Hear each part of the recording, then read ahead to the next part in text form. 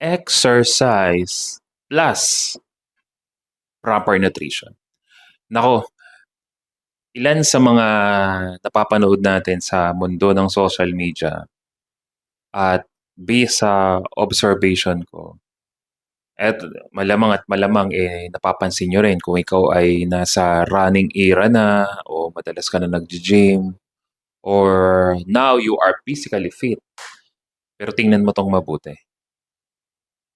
Ilan pa rin talaga sa mga nasa mundo ng, talagang they're physically fit na,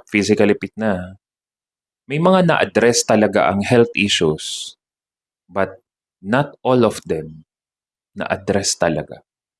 Sapagkat after din naman nila na mag-exercise, mga unhealthy food pa rin naman talaga ang mga kinakain. Ang katwiran naman nila, mag-e-exercise naman sila, ibo-burn pa rin naman nila yon.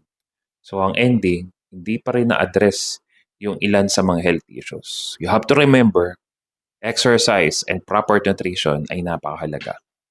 Think about it.